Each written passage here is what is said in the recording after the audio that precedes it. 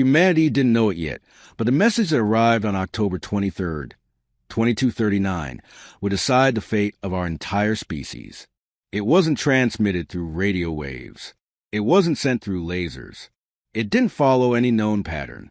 It simply appeared, like a whisper inserted inside the solar system's quantum communication grid, an impossible intrusion, as if the sender had woven their words directly into the fabric of space.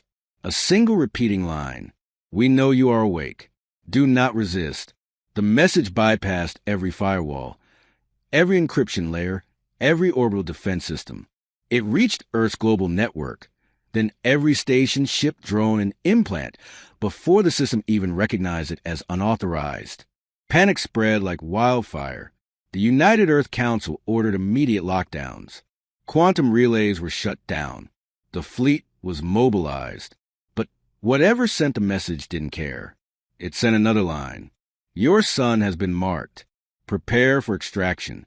The message ended there. No coordinates. No demand. No explanation. Just a threat so confident, it didn't even bother disguising itself. Commander Aiden Rivas was already en route to orbital station Helios 3, the solar system's most advanced research facility. His escort carrier, UEF Vantage, cut through space with silent urgency. In the briefing room, holograms of Earth's military leaders flickered to life. Some looked terrified, others furious. Aiden simply looked focused. He'd seen alien threats before, but nothing like this. "What's the current assessment?" Aiden asked. Dr. Alara Nix, head scientist at Helios 3, appeared in the hollow with dark circles under her eyes. "It's not a message," she said. "It's a claim." "A claim?" Aiden repeated. Dr. Nix nodded. "The quantum structure of the signal, its precision, its complexity, suggests a civilization at least 50,000 years ahead of us." They didn't send a warning. They announced ownership. The room went silent. General Voss slammed his fist on the table. "They think they can mark our son as property? Extract what? Mining? Territory? Slaves?" "No," Dr. Nix said quietly.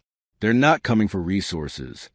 She enlarged a waveform pattern beside her, a strange, rhythmic oscillation. "They're coming for us." Aiden leaned forward, voice steady. "What makes you think that?" Dr. Nix sighed. "Because the signal isn't aimed at our government or our technology." She tapped her terminal. A new pattern appeared, this one eerily similar to a neural scan. "It's aimed at our minds." When the Vantage docked with Helios 3, Aiden immediately sensed something was wrong. Lights flickered. Alarms blared. The station felt emptier than usual. Not deserted. Just silent, like the air itself was listening. Aiden's squad moved in formation as he made his way toward the central lab. Inside, Dr. Nix stood surrounded by holograms of brainwave signatures. Some were human, others impossible to identify. She didn't look up, just whispered, "They're testing us." Aiden stepped closer. "Explain." "The signal wasn't designed to scare us," she said. "It was designed to measure our reaction, our fear, our cognitive limits." "Like studying an animal?" Aiden muttered. "No," Dr. Nix said. "Like evaluating a future opponent." The room froze. Then she turned to him with a hollow look. "And Commander, they now know we're capable of resisting." Aiden felt the temperature drop. "What happens now?" She pointed at the station's main viewport. "Now," she said, "they arrive." Outside, the void shimmered. A fracture, like a crack spreading across space. And then something enormous began pushing through. Something that did not belong in this universe. Space did not break easily. But what formed outside Helios 3 was not a tear, not a wormhole, not any known spatial distortion. It was closer to a bruise, a dark patch spreading across the vacuum, like something was pressing on reality from the other side. Commander Aiden Rivas stared at it through the viewport, his breath steady but his pulse rising. No ship should be able to enter real space this way. No technology humanity possessed, even theorized, could fold space-time like cloth. And yet the bruise deepened. It bulged. It pushed. Dr. Nix's voice trembled. "They're forcing their vessel through a point in space smaller than an atom. I don't know how." A blinding flash cut her off. Something colossal emerged. A ship, if it could be called that, unfolded like a living structure, expanding in impossible geometries. Its hull shimmered like liquid obsidian. Sections pulsed as if they were breathing. Tens of thousands of hexagonal plates rotated independently, forming a skin that shifted in patterns too complex to follow. Aiden whispered, "What is that?" Dr. Nick swallowed. "A consciousness carrier." "A what?" "A ship that isn't piloted. A ship that is alive." Aiden's soldiers went silent. The thing outside turned its countless shifting plates toward Helios 3, not aiming weapons, just looking, and the station's lights flickered in response, as if its mere attention strained the power grid. A message projected across every screen on the station. Not text, not symbols. A pulse, a sensation, a voice without sound. "We have measured you. You are not primitive. This is unexpected." Aiden stiffened. It was inside their minds. Both the soldiers and Dr. Nix recoiled as the voice echoed again. "Do not struggle. The extraction will be painless." Aiden clenched his jaw. "What extraction?" The answer came instantly. "Your son, your species, your history, all will be archived and dismantled." Dr. Nick stepped back, horrified. They're not invading. They're harvesting." The alien construct extended a long, tender-like appendage. It wasn't metal. It wasn't organic. It was something in between, shifting from smooth to serrated to crystalline in seconds. It touched nothing. Yet alarms exploded across the station. "Commander!" shouted Technician Pharaoh. "They're overriding the quantum core. They're trying to access our star mapping database." Aiden barked orders. "Lock down the core. Seal off Helios Bay. Redirect all auxiliary power to the firewall." His squad scrambled. The alien tendril pulsed, and it responded. Resistance confirmed.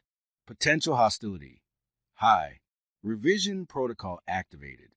A second bruise formed beside the first. Another vessel began forcing its way out of the void. Dr. Nix whispered, "They're calling reinforcements instantly. They don't even need time to travel." Aiden turned to her. "What do they want with us?" She hesitated, then forced herself to say it. "They think intelligent species are dangerous. They don't wait for wars to start. They erase civilizations before they can become a threat." Aiden's eyes narrowed. "And they think we're next?" "No," Dr. Nix whispered. "They think we're already too late." The station shook violently. The first alien vessel had deployed a shimmering field, draining energy from the station's shields like a sponge absorbing water. Life support flickered. Artificial gravity destabilized. Several soldiers stumbled as the floor lurched. "Commander!" Pharaoh yelled. "Gravity is failing." Before he could finish, the tendril shot toward the station and touched the outer hull. Every light went out. Total blackout. Emergency red strips flickered alive. Then a new voice entered Aiden's mind. Not alien, not human, something in between. "You must leave. Now." Aiden froze. "Who is this?" "I am the first who resisted them. The first they could not erase. The first human they feared." The soldiers exchanged shocked looks. Dr. Nix whispered, "A survivor? Impossible," but the voice continued. "They are not gods. They can be stopped. But not here. Not now. If you stay, you will be archived like the others." A jolt of static hit Aiden's mind, like an urgent push. "Run. I will open a path for you." A blast rocked the station again. Panels ripped from the walls. The alien ship was now scanning the station at full force. Dr. Nix grabbed Aiden's arm. "Commander, if someone survived them, if someone escaped, they may be our only hope." Aiden nodded once. "All right, we escape. But how?" Pharaoh shouted. "The docking rings are collapsing." The mysterious voice answered. "I will show you. Follow the signal." A hidden escape route lit up on their HUD displays. Aiden turned to his team. "You heard the voice. Move." The station groaned as the alien vessels tightened their grip. Aiden sprinted with his squad, the unknown ally guiding them through shadows and smoke. And behind them, The alien Leviathan began to open, revealing something inside that did not look like machinery, but a colossal eye, watching, studying, selecting its first target. The corridor lights of Helios. Three flickered like dying stars as Commander Aiden led his squad toward the emergency hangar. They followed the glowing arrows pulsing on their HUDs. Arrows that shouldn't exist. Someone or something was rewriting the station's internal guidance system in real time. Dr. Nix ran beside Aiden, clutching the data slate against her chest. Whoever that voice belongs to, she said breathlessly. They're overriding systems the aliens already took. That's impossible. Aiden didn't slow down. So, is a ship that arrives by bruising reality, he said. We deal with what's in front of us. They rounded a corner and froze. A patrol drone, a station security bot, hovered dead in the center of the hallway. Its chassis was sliced open like a dissected insect. Wires spilled out like metallic guts. But that's not what made the squad stop. Symbols, alien, swirling, fractal, were burned into the walls around it. They pulsed faintly. Pharaoh shuddered.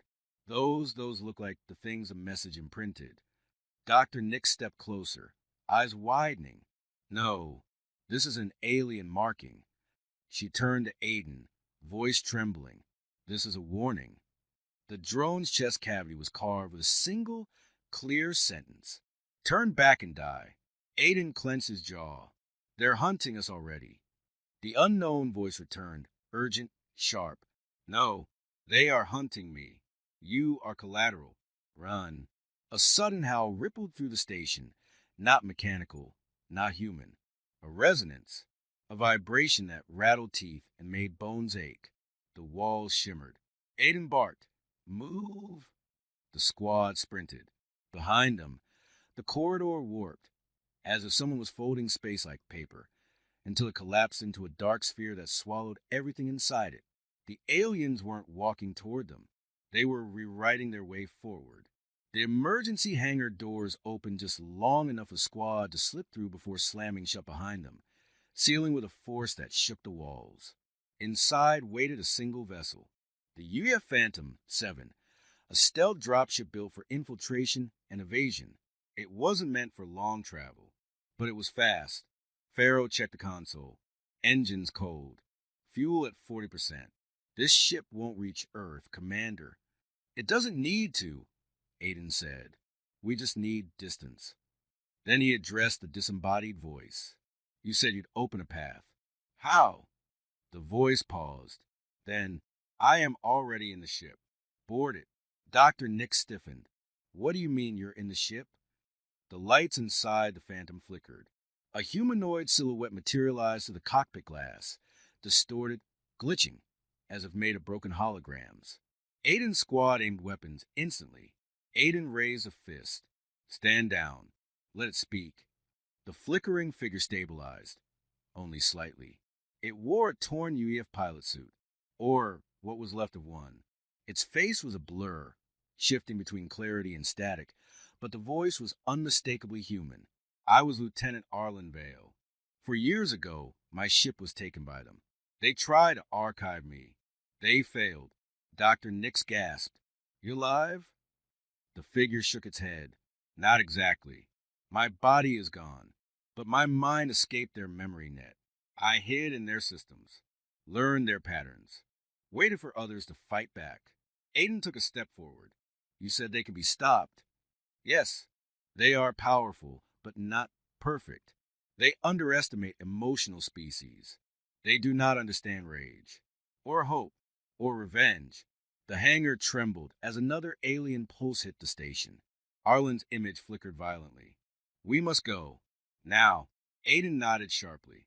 Everyone board. The squad rushed into the Phantom 7. Dr. Nick strapped into the co-pilot seat. Aiden took the captain's chair. Arlen's ghostly form drifted toward the main console, merging into the ship's systems like smoke being inhaled. The engines roared to life. Too loud, too fast. Emergency warnings blared. Pharaoh shouted, Commander, the hangar doors are sealed. We'll crash. Arlen's voice echoed through the ship. No. Watch. The sealed doors began to twist. metal warping outward as if pulled by invisible hands. Not human hands. Not alien hands. Arlen's. The doors tore open. Aiden slammed the throttle. The Phantom shot into space. Just as the alien Leviathan opened its massive, cosmic eye fully, it tracked him instantly. A beam of shimmering light began forming within its iris. Arlen screamed through the comms. Jump. Jump now. Aiden hit the jump drive. Space folded, wrinkled, split open, and the Phantom 7 vanished into the void just as a beam tore through where it had been. The last thing Aiden saw was the alien Titan turning its eye toward the sun, toward Earth. The Phantom 7 dropped out of its emergency jump in total darkness. No stars, no planets, just a black, silent void, like the ship had emerged inside a cosmic grave. Aiden checked the sensors. Nothing, not even background radiation. Dr. Nix swallowed hard. Commander, this shouldn't be possible. Even deep space has microwaves, cosmic rays, neutrino scatter, but here, a static ripple cut her off. Arlen Vale's fractured voice filled the cockpit. Welcome to the blind zone. Their technology cannot see us here. This is where we speak freely. Aiden steadied his breathing. All right, Lieutenant Vale. You said you can explain. Start talking. Arlen's flickering projection appeared between the pilot seats, his edges glitching like a corrupted memory. He looked at the darkness outside. They are not hunters. They are not empires. They are archivists. And your son is their next target. Dr. Nix leaned forward. Why the sun? For energy? Star mining? Weapon fuel? Arlen shook his head slowly. Nothing so simple. They take stars because stars hold memory. Aiden frowned. Memory? Stars don't store information. Dr. Nix froze. Wait, actually they do. Aiden turned to her sharply. What? Dr. Nix's voice trembled as her scientific training collided with a horror forming in her mind. Every particle emitted since a star's birth leaves an imprint, a data trail of quantum interactions that could theoretically be reconstructed. If a super advanced civilization could read that, she gulped, they could see everything, every event, every atom, every organism shaped by that star's light. Arlen finished the thought. They see the entire history of a species, its past, its potential, its threat level. Aiden felt cold. So they're reading our future? Yes. And what they saw frightened them. Silence filled the cockpit, heavy and suffocating. Dr. Nix whispered, what did they see that scared such an advanced species? Arlen paused. When he spoke, his voice was barely a whisper. They saw humans surviving the end of the universe, and they refused to let that happen again. Aiden blinked. Again? Arlen nodded. You are not the first species they tried to erase, but you will be the first that won. They saw it in the star's future light. Humanity defeated them millions of years from now. Dr. Nix's hand went to her mouth. They're trying to rewrite the future by removing the species that destroys them. Aiden exhaled slowly. So this isn't a war. Arlen shook his head. This is surgery. Cutting out a future threat before it's born. The void outside flickered with faint blue sparks. Arlen's presence strained by the isolation zone. Aiden leaned forward. All right, then how do we stop them? There must be a way, or you wouldn't have contacted us. Arlen's form flickered violently. There is a way, but it is dangerous, and it requires something humanity has never used before. Aiden frowned, which is the Starforge. Dr. Nix's eyes widened. No, that project was shut down decades ago. Aiden looked between them. What is the Starforge? Dr. Nix explained. It was a prototype megastructure designed to channel a portion of the sun's output into a directed energy weapon powerful enough to cut a planet in half. Aiden blinked. You mean a sun laser? Exactly. Arlen's projection nodded. It was deemed too dangerous. But against the archivists, IT is your only chance. Aiden leaned back, processing. So you want us to turn the sun into a weapon? Yes, because they will arrive in force, and they will not stop. And if they reach your star, the void shook. A ripple of distortion spread across the darkness. Dr. Nix gasped. Commander! Something's breaking to the blind zone. Arlen's voice dropped to a terrified whisper. No, they found US. Run! The Phantom's alarm screamed. Reality itself began to twist, like a cloth being pulled by invisible hands. Aiden slammed his hands to the controls. Brace. Everyone brace. The darkness tore open, revealing dozens of archivist vessels. An entire fleet. Dr. Nix whispered. Oh, God! They brought the harvesters. Arlen shouted in their minds. Go. Now. I'll hold them back. His projection fractured into static as he launched himself in the ship, his consciousness expanding into the void like a digital starburst. The archivist fleet focused on him. Aiden hit the jump. Space ripped open. And the Phantom, 7 fled as Arlenvale made his final stand. Behind them, the fleet converged on a single, flickering human ghost, and the darkness exploded. The Phantom, 7 burst out of the jump tunnel, like a bullet clearing a chamber, alarms howling as the ship tumbled through real space. Aiden gritted his teeth and wrestled with the controls, stabilizing the battered vessel. Dr. Nix clung to her console, eyes wide. Commander, stars detected. We're back in the system. We're home. Aiden exhaled in relief. How far from Earth? Close enough to see the sun, but far enough to see something else. Her screen zoomed in. A massive shadow hung between Mars and Jupiter, shifting, expanding, growing like a storm front, a harvest gate. Aiden felt the blood drain from his face. They're already here. The archivists had sent their armada, hundreds of living starships, each larger than Earth's biggest station.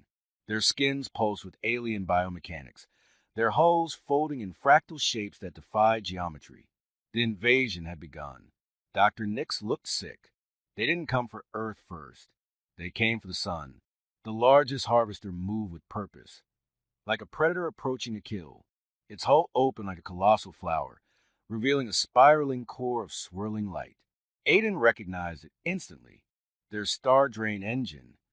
Once activated, the harvester would latch onto the sun's magnetic field, siphon its quantum history, and collapse its light into a singular memory core. Humanity's past, present, and future, extinct in minutes. Dr. Nix's hands trembled. Commander, if it reaches firing range, everything ends. Aiden tightened his jaw. Then we stop it. The Phantom 7 approached Earth's orbit as UEF Defense Command erupted into chaos. Fleets launched from orbital dry docks. Battleships armed their rail cannons. Carriers prepped drone swarms. Platforms charged ion lances. But it was all too small, too slow, too primitive. Aiden activated emergency military override. This is Commander Aiden Rivas, ID 724C. We are invoking protocol Helios 1. The comms officer froze. Sir, Helios 1? That protocol has been dead for decades. Aiden locked eyes with him through the hollow screen. It's alive again. Open Starforge access. Everyone went silent. Then, access granted. Commander. The Starforge appeared on Earth's tactical display. A colossal ring-shaped megastructure hidden behind the sun's polar shadow. Unfinished, abandoned, but still partially functional. A superweapon humanity feared to complete. Dr. Nix whispered, We're actually doing this. Aiden responded, We don't have a choice. Within minutes, they docked at the Soul Crown, the Starforge control station. It was dark, frozen, and silent. Dust coated every terminal. Warning lights blinked from systems that hadn't been awakened in decades. Dr. Nix sprinted to the main console. Aiden, the fusion conduits are intact. If we route power from the sun's own corona, we can ignite the Starforge's primary emitter. Aiden turned. What's the drawback? She swallowed. If the emitter misfires, even once, it could destabilize the sun, trigger a chain reaction. A mini-nova. Aiden nodded without hesitation. Understood. Do it. She stared at him. You're serious? I'd rather burn the sun doing something than let them take everything. Light surged as systems powered up. The entire megastructure vibrated with ancient energy. A deep, Powerful hum filled the control chamber. Aiden's console lit up. Starforge, primary emitter charging. 12%, 18%, 23%. Outside the viewport, arcs of solar plasma twisted toward the megastructure, forming golden rivers feeding the weapon's heart. Then the station shook violently. Aiden grabbed the railing. Report. Dr. Nix paled. They found us.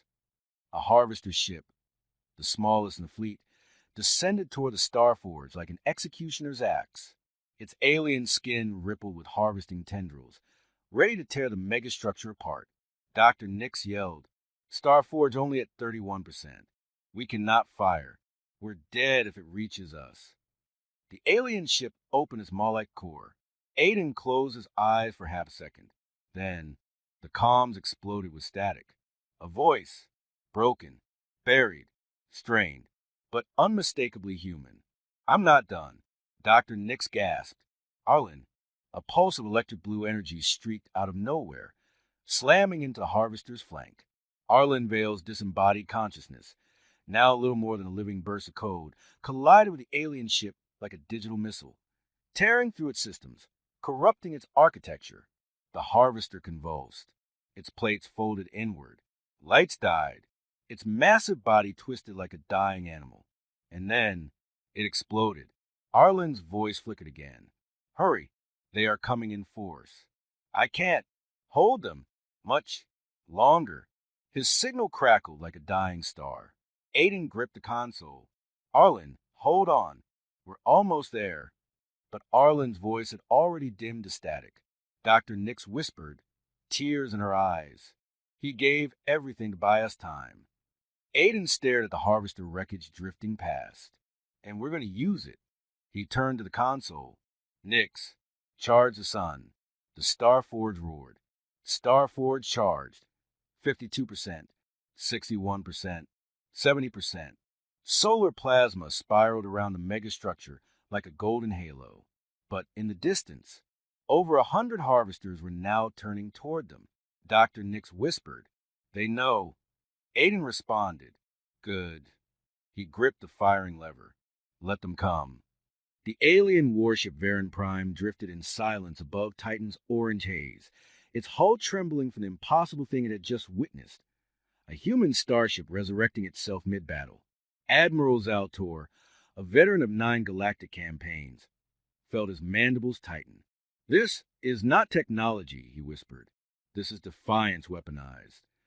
His second officer trembled. Should we pursue, Admiral? Zaltor stared at the distant trail of the human vessel Helios Vanguard, its engines burning with a blue so intense it seemed alive. No, the Admiral said slowly. We observe. We learn. We do not provoke. But fate didn't care what the Admiral wanted, because the humans had detected them first. Aboard the Helios Vanguard, Captain Arya Vance looked pale, sweat dripping down her temple. Helm, stop retreating, she ordered. Turn us around. The bridge crew froze. Captain, the Varen flagship is 5 times our mass. Exactly why we must strike first. Her voice wasn't angry. It was cold, focused, human. Commander Rafe turned to her. Arya, your neural implant. Are you fully stable? She met his eyes. The implant, the experimental astrocore, was glowing faintly inside the veins of her neck. A human device not meant to exist. A fusion of quantum prediction, micro-AI symbiosis, and emotion-responsive computational power. It didn't make Arya stronger. It made her terrifying. I see every path, she whispered. Every probability. Every mistake we might make. And the only path where humanity survives is the path where we stop running. Silence. Then, weapons, full power. Varen Prime, command deck. An alarm cut through the Admiral's thoughts. Human vessel reversing trajectory. What? They're charging toward us. Every officer turned in disbelief. Why would they attack the ship? Zaltor rose slowly, eyes narrowing. Because they are human. He knew their legend. He knew why they were feared. Humans didn't fight for territory. Humans fought for survival. And survival made them evolve in battle faster than any species in the Orion sector. Prepare shields, he ordered, and pray this is a warning shot. The first strike, the Helios Vanguard shot forward like a comet. Its cobalt engines flared as if tearing space apart. Arya stood at the front of the bridge, her implant pulsing. Fire! A beam of compressed gravitational energy erupted from the ship's spinal cannon. Not plasma, not laser. A collapsing point of microgravity. A man-made singularity. It struck the Varan flagship's shields, bending them inward like soft metal. The alien ship shook violently. Impossible, Zaltor shouted. Humans do not possess singularity weapons. Wrong. They didn't possess them yesterday. Aria's implant whispered probabilities that no human mind should hear, and she had listened. Aboard the Helios Vanguard, Rafe approached her, panicked. Arya, you pushed the astrocore beyond safe limits. Her pupils were glowing with faint circles. The Varan fleet will send reinforcements, she said. If we don't end this now, Earth is exposed. And this were one ship. She turned to him, a slow human smile of defiance. One human ship. And for the first time since the attack on Earth's outer colonies, Rafe felt hope. Varan Prime, Bridge of Fear. Admiral. Human vessel charging a second singularity. Zaltor slammed his claws on the console. We cannot take another strike. Divert power, all of it. To weapons, Admiral. He closed his eyes. No, to surrender protocols. Gasps filled the deck. You would surrender to humans? Zaltor turned, his voice heavy. The last species that underestimated humanity is extinct. The surrender transmission. A hologram flickered into existence on the Vanguard's bridge.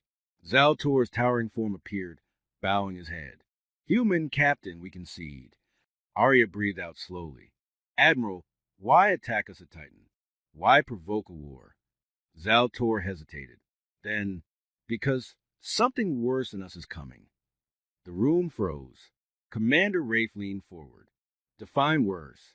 The Admiral's voice trembled. They enkindled an ancient force. A species that does not conquer planets. They ignite them. Aria's implant flickered with warning pulses. When will they arrive? Zaltor looked into the hologram with eyes full of something no Varan ever showed. Fear. They already have. Titan's sky darkened, not from clouds, not from eclipse, but from something entering reality, tearing into it as if space itself were a curtain. A violent crack echoed across the void as a fracture of white fire bloomed above Saturn's moon. The Varan flagship trembled under gravitational shock waves. Aboard the Helios Vanguard, alarms blared in red. Quantum rupture detected. It's not a ship, Captain. It's a rift. Arya stepped forward, astrocore glowing like an ember under her skin. They enkindled. The rift opens. The tear widened, vomiting streams of luminescent plasma. The glow was not warm. It was the cold light of a star's last breath. From the rift emerged something colossal. Not metal, not flesh. Something architectural, yet alive. A cathedral of white fire and fractured geometry, shifting form every second. A living construct, a star eater, a primordial enkindled Harrower-class vessel. Its surface looked like cracked marble filled with molten gold. Its eyes, if they were eyes, burned with vertical lines of light. The creature ship broadcast a single signal across all channels. All matter returns to flame. Commander Rafe gulped. That wasn't translation. It broadcast in English. Aria's blood ran cold. They knew Earth. They knew humanity. And they had come anyway. Varan flagship, panic. Admiral Zaltor staggered as a wave of energy hit his ship. Enkindled energy pulse. Shields collapsing. The alien officer scrambled. Admiral, their weapon is charging. Zaltor whispered, We are already dead. Aboard the Helios Vanguard. The Harrower flexed its wings, enormous arc-like structures of burning geometry. Its core pulsed like a dying supernova. A beam of white gold energy ignited. Impact in 7 seconds. Arya stepped forward. Focus the singularity drive. Rafe's eyes widened. Arya, no. That tech is experimental even by human standards. If we detonate it, the ship will collapse into itself. The astrocore on Aria's neck surged with blue fractals. You think I don't know that? She looked at him, a mix of fear and determination. If we don't stand here, Earth will burn next. The human counterattack. Aria placed her hands on the neural interface. A blast of pure quantum feedback hit her mind, her eyes glowing with cascading concentric rings. She was no longer seeing time in a line. She was seeing every version of what could happen. Millions of futures. Most ended with humanity extinct. But one had a chance. Divert the astrocore to full synchronization, she commanded. Aria, you could lose yourself inside the core.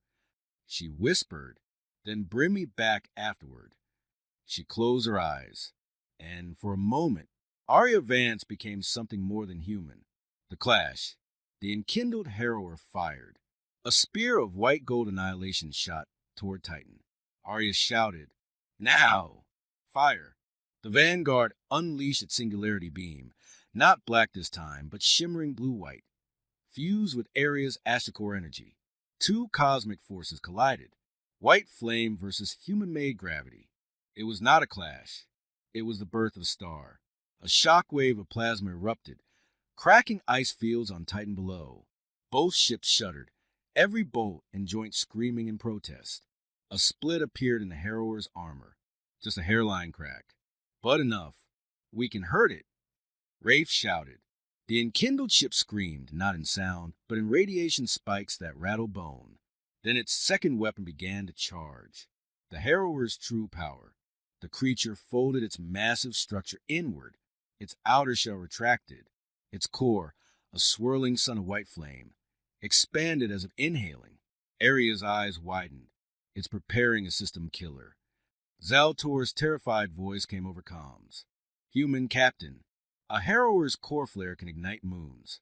If it fires, Titan will evaporate, and so will we. Aria felt the astrocore pulse in warning. She had one option left. One impossible option. Helm, prepare for rift dive. Rafe recoiled. Aria, we don't have rift technology. She looked at him with calm intensity. We do now. The plan. She explained quickly, mind accelerated by the astrocore. If we jump inside the harrower's core during its flare cycle, we can force collapse from within, like overloading a star by detonating a black hole seed. The crew stared at her, shocked. Captain, that's suicide. A small, sad smile. Humanity's survival has always required impossible people doing impossible things. The dive begins. The Helios Vanguard tilted forward, engines burning with a fiery blue halo. They aimed directly at the harrower's core.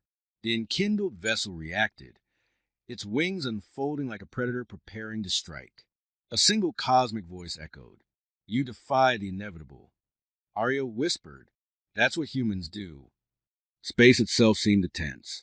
The colossal enkindled harrower hung above Titan like a burning god, wings of molten geometry flexing in anticipation.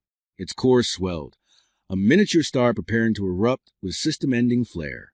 And the Helios Vanguard, a single human vessel, now raced straight toward that inferno. Captain, trajectory locked. Distance, 600 kilometers and closing. Aria gripped the rail, the astrocore glowing violently beneath her skin. The tendrils of luminous blue ran through her arms like lightning. Commander Rafe stepped beside her. Aria, please tell me you have a plan that doesn't end with all of us atomized. Aria answered without looking away from the blazing monstrosity ahead. We dive into its core, seed a micro-singularity, and jump out using an unstable rift tunnel. Rafe stared. That's not a plan. That's an obituary. She cracked a faint smile. Then let's make it a heroic one. The harrower reacts. As the Vanguard approached, the harrower shifted shape, its wings splitting into segmented blades of white flame. Its central core twisted, forming a blazing aperture. Energy spiked. Captain, it's turning the flare toward us. Aria barked, full power to the gravity shield. A shimmering blue dome enveloped the Vanguard. The harrower released a pulse. Not a beam, not a wave. a sphere of annihilating energy, expanding outward like the breath of a newborn star.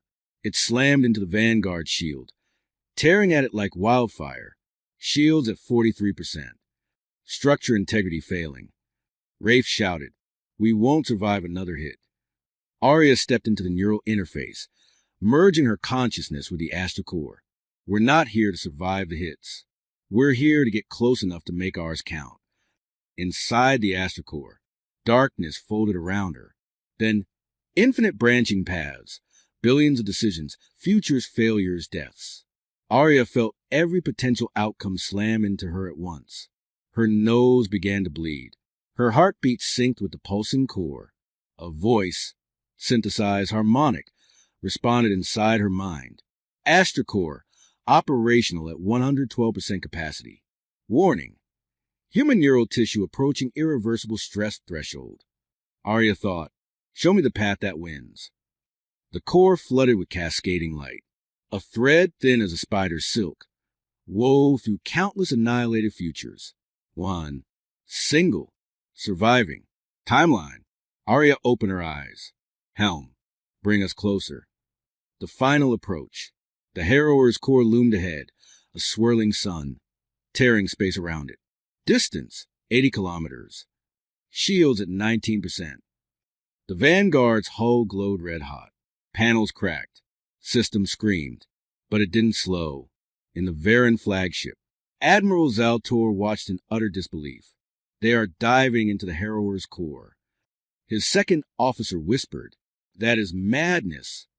Zaltor's mandibles twitched. "No, that is humanity." The dive. The Vanguard plunged into the corona. Everything turned white. Alarms burned the bridge with red flashes. Rafe felt his skin tingle with radiation as sparks exploded from overhead panels. We're inside the core. A blinding vortex of swirling plasma surrounded them, gold, white, and violet. Arya stood fully connected to the astrocore. Deploy the singularity seed. The engineers hesitated. "Captain, if we release it now, we may not escape the rift." Arya whispered, "Release it." A tiny black sphere formed outside the hull, the size of a baseball, but with the gravitational force of a mountain. It dipped into the harrower's core. The monster shrieked. The bridge shook violently. "It's working." Core destabilizing. The harrower's wings folded inward, its structure spasming as gravitational tides ripped through it. Plasma geysers erupted. "Now! Initiate the rift jump." "But, Captain, the rift drive is unresponsive." A pulse from the dying harrower had fused the jump coils. They were trapped. Arya makes the choice. Rafe grabbed her arm. "Arya, what do we do?" She turned toward him, eyes glowing with shimmering concentric rings. "There's only one way to jump to the collapsing rift." Her voice broke. "I have to merge completely with the astrocore." Rafe froze. "You do that, you won't come back." Her expression softened. "Then bring humanity home for me." She stepped into the full sync chamber. Energy wrapped around her like liquid blue light. Her form flickered. Her voice echoed through the ship. "I am opening the rift. Brace yourselves." The core flared. Reality tore. A swirling tunnel of fractured space-time opened in front of the ship. Rift open, go. Go! The Vanguard leapt forward. Behind them, the harrower's core imploded, the singularity seed detonating from within. A newborn star's death scream lit Titan sky. Inside the rift, the crew screamed as gravity inverted. Time distorted. Space bent. But through the chaos, they heard Arya's fading voice. "Humanity endures because we choose to." Then her signal vanished. The Vanguard burst out into normal space. The harrower was gone. The rift closed. Arya was gone.